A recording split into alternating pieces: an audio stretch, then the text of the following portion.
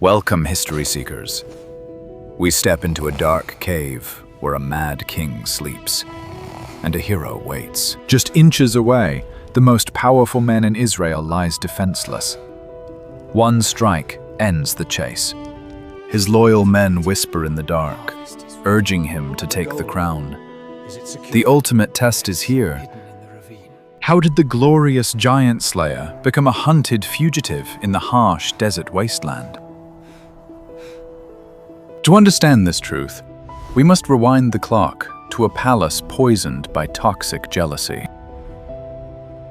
The air is thick and damp inside the cavern of Ein Gedi. Silence wraps around the cold stone walls. A brutal king rests on the hard ground. His iron armor is covered in thick layers of desert dust. 3,000 elite soldiers search outside, exhausted by the endless hunt for a single outlaw. Deep in the shadows, David watches his mortal enemy breathe. He holds a sharp and heavy iron sword. His men crouch like hungry wolves in the dark corners. Their eyes gleam with a fierce thirst for vengeance. They whisper with desperate urgency. God has delivered your greatest foe right into your hands. Strike now, they urge him. End this misery and claim the glorious throne that is rightfully yours. David steps forward silently. His leather boots make no sound against the uneven, rocky surface. The heavy blade rises in the dim light. The edge glints sharply, ready to deliver a fatal blow. A single swing will change history forever. But the young commander hesitates in the darkness. Sweat drops fall from his brow. His mind races as he stares down at the vulnerable, sleeping monarch. This man ordered his death countless times. He tore him away from his home and his beloved wife. Yet a sacred vow holds his hand back. Can a mortal man strike down the Lord's anointed sovereign? The tension is absolutely suffocating. The cave feels like a tomb, waiting for a fresh corpse. David grips the sword tighter. His knuckles turn white as he battles the raging storm in his soul. Slowly, he lowers the fatal weapon. He kneels beside the oblivious king with utmost precision. He reaches out towards the royal purple robe. The rich fabric is stained with mud and royal pride. The sharp iron slices cleanly through the thick cloth. He takes only a corner of the king's garment. He steps back into the protective shadows. His men stare at him in total shock and disbelief. Why spare the monster who ruined everything? To answer this, we must look at where it all began. Years ago, David was the kingdom's brightest star. His triumph over Goliath made him a legend. The bloody head of the Philistine giant brought him unprecedented fame and the king's high favor. The young warrior stood proud in the royal court. He wore shining bronze armor and a bright smile. But glory is a dangerously sharp, double-edged sword. It can build a hero or destroy a king. As David returned from victorious battles, the joyful streets erupted with loud and endless cheering. Women danced and sang joyous songs of praise. Their words would plant a deadly seed of resentment. "Saul has slain his thousands," they chanted loudly, "and David his tens of thousands in the great war." Those simple words echoed in the king's mind. They festered like a toxic wound that refused to heal. King Saul sat on his rough stone throne in Gibeah. His heart was consumed by a dark, paranoid fear. He watched the young commander with bloodshot eyes. Jealousy slowly stripped away his noble sanity. The monarch's mind fractured under the heavy crown. An evil spirit of envy tormented his soul. Music once soothed the troubled king. David played his lyre to calm the terrifying royal storms. But even sweet melodies could not banish the darkness. The king's grip tightened on his iron spear. One evening, the madness reached a breaking point. Saul lunged forward with explosive, deadly anger. He threw the heavy spear with all his might. He intended to pin the young musician to the wall. David dodged the brutal attack by a mere fraction. The iron tip shattered the stone right behind him. Fear replaced the young hero's loyalty. He realized the palace had become a deadly, vicious trap. Saul's obsession grew into a blinding rage. He plotted to send David into an impossible battle. He demanded a gruesome price for his daughter's hand. "Bring me the lives of 100 Philistines." The Mad King hoped the enemy swords would do his dirty work. He wanted the hero to die in blood. Against all terrible odds, David returned victorious. He brought double the gruesome toll required. He married the beautiful Princess Michal. But this only fueled the terrifying fires of Saul's hate. The king could not hide his murderous intent anymore. He ordered his guards to execute his rival. In the dead of night, assassins surrounded David's home. They waited to strike him down at dawn. Princess Michal learned of her father's cruel plot. She desperately helped her husband escape the trap. She lowered him quietly through a high back window. The great commander fled into the cold night. He left behind his honor, his wife, and his home. The glorious hero was now a wanted fugitive. King Saul declared him a traitor to the crown. Anyone hiding him would face the king's brutal wrath. A terrifying nationwide manhunt officially began. The entire army mobilized to crush one man. From the lush green hills to the harsh barren deserts, nowhere was safe from the Mad King's soldiers. David sought desperate refuge in the holy city of Nob. He begged the high priest for food and a sword. The priest unknowingly gave him Goliath's massive blade. This act of kindness sealed the city's doom. When Saul discovered this innocent aid, his wrath exploded. He ordered the slaughter of all the priests. 85 holy men were ruthlessly struck down. The Mad King's paranoia knew no moral bounds. Blood stained the sacred altars. This horrific massacre proved that Saul had completely lost his mind. Hearing the tragic news, David's heart broke in two. He realized the horrific cost of his survival. He fled deeper into the unforgiving wilderness. The rugged caves of Adullam became his new home. Word of his survival spread through the quiet shadows. Broken men began to gather around his banner. Those in distress, in heavy debt, and discontented. They flocked to the exiled hero in the mountains. A ragtag army of 400 fierce outlaws formed. They were desperate men, with nothing left to lose. They lived like hunted ghosts in the rocky canyons, surviving on wild game and their sharp instincts. David transformed this chaotic mob into an elite force. He trained them to fight in the harsh terrain. But the burden of leadership was incredibly heavy. He constantly feared for the safety of his men. Every rustling bush could be an enemy ambush. Every passing stranger could be a royal spy. The blistering heat of the day scorched their dark skin. The freezing desert nights chilled their weary bones. They moved constantly from one stronghold to another. The royal forces were always just one step behind. Saul led the massive army himself. He left the borders unguarded, just to hunt down his rival. His absolute obsession blinded him to real threats. The kingdom suffered, while the king chased a ghost. The chase led them to the treacherous cliffs of Ziph. The wilderness offered no comfort, only hard rocks. Traitors among the locals reported David's position. They eagerly sold out the hero to the Mad King. The royal army closed in on the rocky mountain. 3,000 heavily armed soldiers formed a ring. David and his men were completely trapped on one side. The king's forces marched aggressively up the other.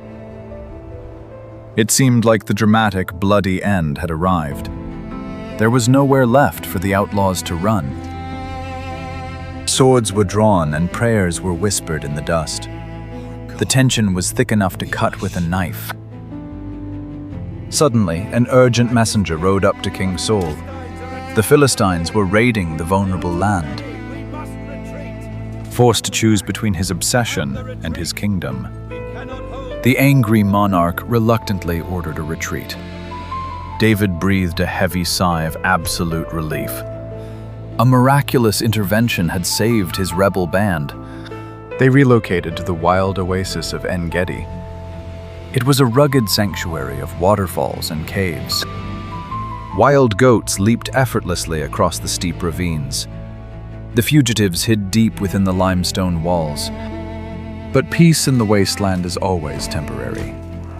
Saul returned as soon as the borders were secured. The obsessed king brought his 3,000 elite men. They scoured the crags of the wild mountain goats. The brutal sun beat down on the heavy bronze armor. The royal soldiers grew weary from the endless climb, seeking a brief moment of shade and needed rest. King Saul spotted a large, inviting, quiet cavern. He stepped alone into the cool, refreshing darkness. He left his loyal bodyguards waiting outside. The king laid down his royal weapons on the stones. He closed his bloodshot eyes and fell fast asleep. He had absolutely no idea he was not alone. The cave was the secret stronghold of his enemy. This brings us back to that heart-stopping moment, the ultimate test of character in the pitch black. David stands over the vulnerable, sleeping monarch. His men urge him to take his bloody, swift revenge, but he refuses to murder the Lord's anointed king. He chooses the difficult path of supreme mercy. He cuts the purple fabric and slowly walks away, leaving the oblivious tyrant unharmed in the dark. Saul finally wakes up, completely unaware of his fate. He picks up his spear and walks out to the light. He rejoins his massive, heavily armed royal army. The soldiers prepare to resume their exhausting hunt. Suddenly, a strong, familiar voice echoes from above. It cuts through the silence of the deep, rocky valley. "My lord the king!" The majestic voice calls out loudly. Saul turns around, utterly shocked by the sound. He looks up at the towering limestone cliff edge. There stands David, his mortal enemy, bowing low. David bows his face to the dusty ground in deep respect. He honors the crown, despite the bloody hunt. "Why do you listen to the wicked lies of those cruel men? They falsely claim I seek your destruction. Look closely at your royal garment now, my lord the king. See what I hold securely in my right hand." He raises the severed piece of purple fabric to the sky. The bright sun illuminates the jagged edge. "I was close enough to strike you down in that dark cavern. Some urged me to take your life without a thought. But I spared you because you are the Lord's anointed one. I will never lay my hand on my sovereign. See this torn fabric as ultimate proof of my innocence. There is absolutely no treason in my heart. Yet you hunt my soul like a wild partridge in the mountains. You chase me relentlessly across the wasteland. May the Lord judge righteously between you and me today. Let him avenge the terrible wrongs you have done. But my hand will never be raised against you in violence. I leave my fate entirely in God's hands." The loud words echo across the vast limestone canyon walls. The 3,000 soldiers stand in stunned silence. King Saul stares at the purple fabric fluttering in the wind.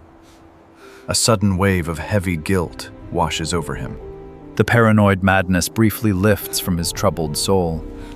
The devastating truth pierces his hardened heart.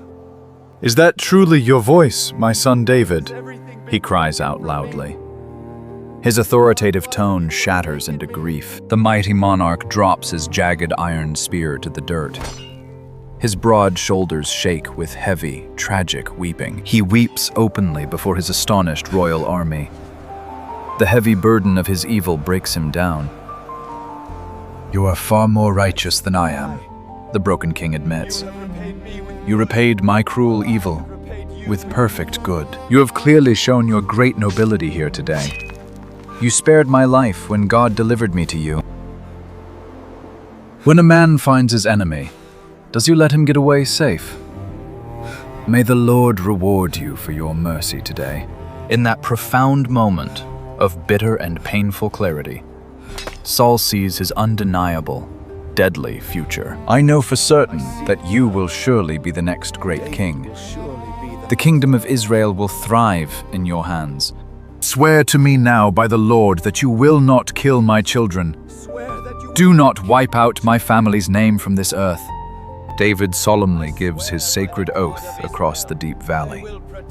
He promises to protect the fallen bloodline. The exhausted king gathers his massive, heavily armed forces. They slowly turn back toward the royal palace. The relentless desert manhunt is officially over. The exiled hero has survived the brutal storm. But David does not follow the broken monarch back to the court. He knows the cursed madness will soon return. He and his loyal men retreat deeper into the rocky hills. They must remain vigilant in the wilderness. Saul's tearful words were a brief moment of tragic sanity. His doomed fate was already sealed by the heavens. The dark downfall of Israel's first king was inevitable. He forfeited the divine right to strictly rule. The torn purple cloak became a powerful, lasting symbol. It represented a kingdom split in two, a stark reminder of royal authority ripped away, a golden crown waiting for a worthy ruler. David's restraint secured his magnificent royal legacy. He proved he was fit to lead a mighty nation. True power is not shown by striking down your bitter enemies. It is found in the incredible strength of grace. The harsh desert shaped a young warrior into a noble king. It forged his spirit in the hot fires of pain. He learned to rely on divine justice and perfect timing. He patiently waited for his righteous turn. The epic tale of the Shepherd King was only just beginning. Greater battles and darker trials lay ahead. While King Saul marched slowly toward his tragic, bloody destiny, a massive Philistine invasion was brewing. The shadow of Mount Gilboa loomed darkly on the horizon. It would be the final resting place for the king. David would soon ascend the throne in glorious victory. He would unite the fractured, struggling ancient tribes. He would conquer the great city of Jerusalem with fierce force, transforming it into the heart of an empire. But the heavy weight of the crown changes every mortal soul. Even the most righteous hero can truly fall. At the absolute pinnacle of his unmatched royal power, a terrible, dark stain threatens his legacy. Will the noble man who spared his deadly enemy in the cave succumb to the terrible temptations of lust? The tragic cycle of power and ruin never truly ends. It echoes eternally through the halls of time. Join us next time to witness the bloody downfall of King Saul and the glorious rise of a strong Israel. We reveal the catastrophic battle up on the mountain, where a dynasty dies and a new era starts. Prepare for a tale of triumph and profound tragedy. The turbulent, mighty reign of King David awaits. David's mercy spared Saul's life, but could not save him from his doom.